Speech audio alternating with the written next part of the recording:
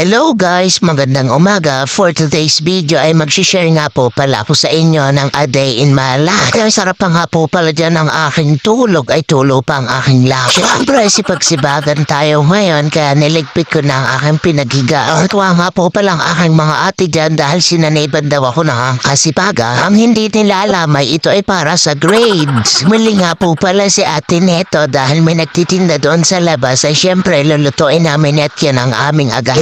Nakita ko nga po pala yan ang crispy fry. Abay, syempre, napresenta na din akong magluto ngayon. Sabi nga po pala ng aking mga ate ay sana daw po araw-araw ako ay may project na ganito para naman daw ako ay gumagawa dito sa bahay. Parang magiging New Year resolution ko ata itong kasipagan. Karaan ko nga paghalo-haloin dyan ang crispy fry, alamang at saka yung itlog. Abay, syempre, prepretuhin na natin yan nang hindi na ako masermonan. Siguro naman pag kumakain na sila, hindi na sila maninermon pa. Siyempre, hindi magiging masarap itong ating ulam kung walang sausawan. Ito nga po palang calamares ay tirang ulam namin kagabi. Ganon talaga dito sa bahay namin. Kapag may natirang ulam, sigurado uulamin mo yun sa susunod na pagkain. Tapos na nga po pala ako diyang magluto ay nagagahan na ako ng champurado at yung tortang alamang. At para naman ganahang magpabaon sa akin ng mga ate ko ay ako na rin ang naghugas ng plato.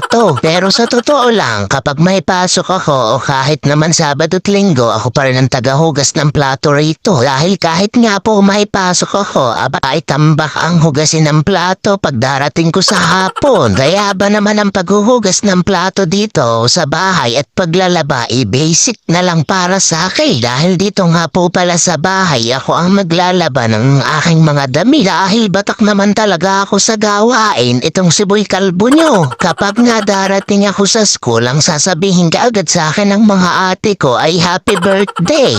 Siyempre, kapag sinabi nilang happy birthday, alam ko na natambak ang hugasin at no choice ako kung hindi maghugas ng plato. Pero pagdating ko nga galing sa school, ay di kakain muna ako dito sa bahay bago ako maghugas ng plato. Pagkatapos ko nga palang magluto, humain at maghugas ng plato, syempre magtututbrush naman tayo. Narinig ko nga sa commercial sa TV, ang sabi, brush, brush, brush.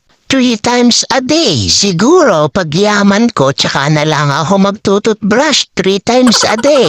Dahil pagyaman ko, may pambili na ako ng Colgate. Pagkatapos ko nga magtutbrush, ay inayos ko na nga po pala tong mga aso namin dito sa bahay. Ikinulong ko na yung mga dapat ikulong at inalpasan ko nga po pala yung ibang nakakulong para naman makapag-enjoy sa labas. At eto nga po pala ang aming si Lucky na mukha namang hindi naging laki sa kanyang gupit. Dahil nga po ang kanyang gupit, ay ang ate ko lang naggupit sa kanya. Sabi ko nga po diyang kay Lucky, huwag siyang malikot at nang ako naman ay nagsisipag-sipagan naman dito sa labas. Kailangan kasi ditong walisan at magdakot ng tae ng mga aso. Ganito talaga ang trabaho kapag Sabado at Linggo. Bawal ang uupo-upo dito, kung hindi may kutos ka na miya-miya. O di ba itong sila naman nagkalat pa ng ihi, di ang ending niyan, kailangan ko yang baldiyuhin. Nung mga bandang patanghali na nga po, kailangan ng dilagan itong mga halaman dito sa harapan ng bahay. Paano ba naman ay sa sobrang init na rin ngayon, kaya unti-unti nang natutuyo itong mga halaman dito, sayang naman. Ang sabi nga dyan ng ate ko, baka nga daw ako'y nilalagnat at napakasipag ko nga po pala nga daw ngayon. Tapos nga po'y nagpresenta na ako na magbubuhat nitong in-order na tubig. Pwede na pala akong maging delivery boy.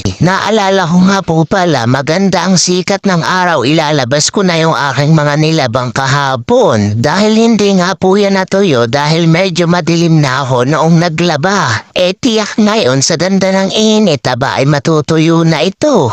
Pagkaraan ko nga pong isampay yung aking mga damit dyan, pumunta ako dito sa garahe para nga po ilabas yung aming motor. Dahil gagamitin nga po pala namin ni ate itong si Kilik dahil uuwi kami ngayon sa DRT. Siyempre, kailangan kong isara itong garahe at baka makita niyo pa yung mga sinampay kong brief dun sa loob. Pero namang mga aso namin, napakain ko na't lahat sunod para nasunod sa akin. Pagkalabas ko nga po pala dyan sa aming motor, pumunta ulit ako dito sa kwarto para nga maglagay ng sunblock. Nahuli pa nga po pala ako dyan ng ate ko at yan nga po, abay nakita pa ba't nga daw po ako'y naglalagay pa ng sunblock. Abay protection ko yan para ako'y hindi mangitim. Nakahalata na nga po pala ring mga aso na kami aalis kaya ayan ay panay na nga po ang tabi sa amin. Abay hindi kayo pwedeng isama at kami ay nakamotor lamang ni ate ngayon. Napag po talaga walang pasok naman aba ay kailangang umuwi ng DRT at doon naman po ako tutulong sa mga gawaing bahay. Siguradong doon sa DRT makakatulong ako sa mga gawaing bahay dahil sa bahay naman namin ay wala namang signa. Hintayin nyo nga po palang update ko maya-maya. A few moments later, una nga po pala kaming dumating dito sa mga atik at sumunod na rin sila kasama nga po yung mga aso. Sa tricycle na sumakay yung mga aso kasi nga po doon sila magkakasya. Dating naman namin dito sa bahay, taman-tama, nakaluto na nga si Nainay at si Tatay. Pagdating nga po pala namin dito ay tanghali na kaya naman naligo na rin ako sa sapa dahil hindi na nga po malamig ang tubig. Ang sabi nga po pala ng mga ate ko dito na lang kami sa labas kumain para nga daw po press. Maganda rin naman kumakain talaga ng sabay ang pamilya para naman makapagkwentuhan at makapagmaritis. Maya-maya nga po naglaga ang tatay netong kamoteng kahoy at saka nga po ng sagi. Kaya naman po pala may binabalak nga po pala silang maglupa dahil bagong gawa rin naman po dyan yung lusong at saka yung halong aming gagamitin. Nagpatubig nga po pala ako dyan sa sapa at aking binuhat yung motor kaya naman nagkadumi na yung aking dami. Siyempre magpapalit muna ulit tayo. Pagkaraan ko nga pong magpalit bandang hapon na yan kaya nga po medyo madilim. Inahakot na nga po pala kami dyan ng gabi sa aming pagluluk. Di yung merienda namin naging hapunan. Sana po'y napasaya kayo ng aking A Day in My Life. Maraming salamat po sa panonood.